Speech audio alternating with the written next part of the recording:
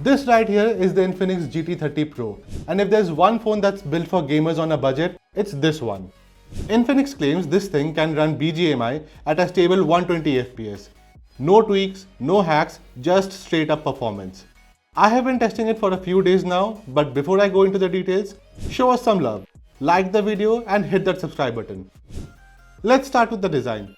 The GT30 Pro still leans hard into that gamer aesthetic, but it's toned down a bit from last year's GT20 Pro. I've got the blade white version here, sharp lines and red accents that stand out. Whether this looks good or cringe depends entirely on your taste. Personally, I think the white one pulls it off better. It feels cleaner and a little less in your face than the black variant. I just wish Infinix had offered a cleaner variant for people who wanted that power without that flair. And yes, there are built-in LEDs on the back, preset patterns, single color only for the white variant, and a party mode if you're feeling dramatic. The back's plastic, in case you're wondering. Infinix does not say what kind, but it doesn't feel cheap. There's also a dual camera setup in a rectangular model with a flash. We're still testing the cameras, so hang tight for the full breakdown on that.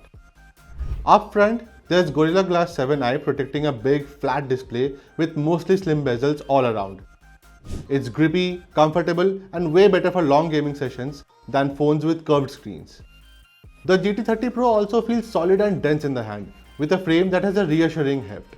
At 188 grams, it's not too heavy, especially given the sizable battery it packs. My one gripe is the IP64 rating.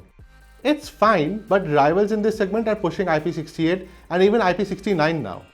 Now, let's get into one of my favorite features of this phone, its shoulder triggers. The GT30 Pro comes with these touch-sensitive triggers built right into the frame. You can map them to anything, like snapping photos, but let's be real, these are built for taking headshots, not portraits. In BGMI, I mapped the left trigger to aim down the sight and the right one to shoot. The response was quick and the haptic feedback felt really satisfying, almost like using a proper controller. You can also set up different profiles for different games and tweak the sensitivity to match your playstyle. The only downside is that they're a bit hard to find by feel. There's no texture or bump to help guide your fingers, so unless you're using a case that frames them out clearly, you'll need to train your fingers a bit. With that being said, having shoulder triggers at all at this price point is a massive win. Normally, these features are reserved for premium gaming phones like the ASUS ROG series. Seeing it trickling down to budget devices like this is a massive win. But let's cut to the chase. Does the Infinix GT30 Pro deliver on performance, and more importantly, does it deliver on gaming? Well, it's powered by the MediaTek Dimensity 8350 Ultimate, along with UFS 4.0 storage and LPDDR5X RAM. In AnTuTu, we got a score of over 1.29 million, which is good, but only if it is priced between 25 and 28,000 rupees. Anyway, the numbers translate well in actual gameplay as well.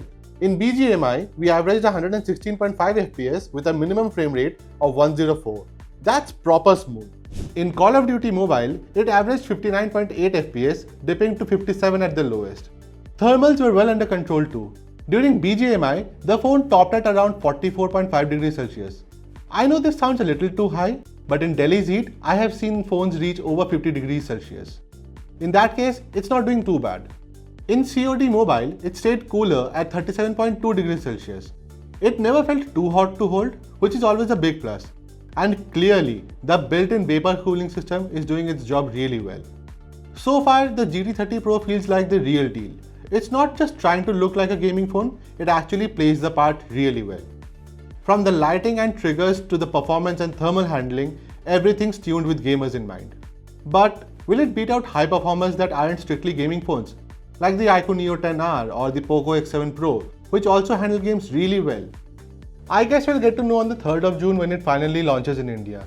In the meantime, do let us know in the comments below if you would like to see us do a full gaming review of this phone or pit it against other phones in a head-to-head. Thanks for watching, and I'll see you in the next one.